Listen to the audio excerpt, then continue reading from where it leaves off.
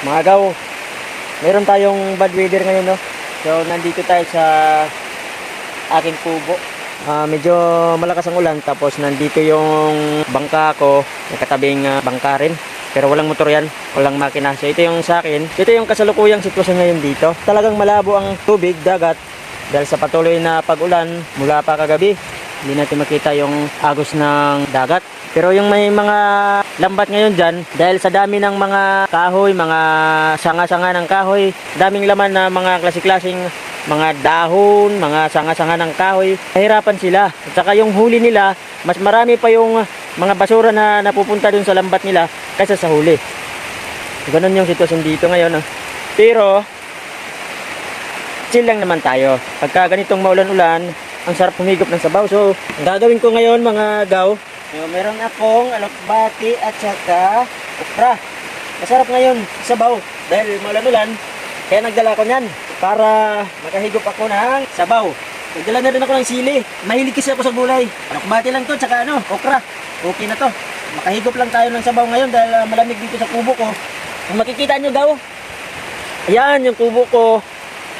Open lang yan. Palibot, pero yan, nilagyan ko ng mga trapal kasi pumapasok ang dyan, ulan.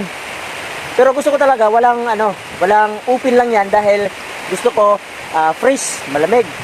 So kaya yan yung purpose niyan. Nilagyan ko lang ng mga lona yan para hindi makapasok yung ulan.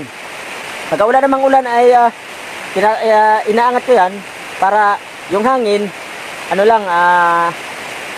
labas-pasok lang yung hangin. Bumba lang tayo daw. Bumba lang. Kahit medyo maulan-ulan dahil may LPE nga dito sa amin, pero no worries. Bumba lang tayo mga gaw. Lulutuan lang natin ng gulay yan para makahigop tayo ng sabaw. Chill lang tayo gaw sa mga ganitong sitwasyon. Huwag tayong magpapadala sa mga tentasyon. So, alam niyo na gaw, medyo malakas ang hangin kagabi at malakas din ang ulan. Ang tagal bago siguro mga bandang alas 12 na siguro yun na tumila yung ulan kagabi. Kaya nakapagbaha ang mga tubig na galing sa bundok, dito binagsak. Kaya medyo tagilid talaga yung hanap buhay natin daw dahil labo yung dagat tsaka malamig. Eating the best dito gaw. Lagyan natin ng sili.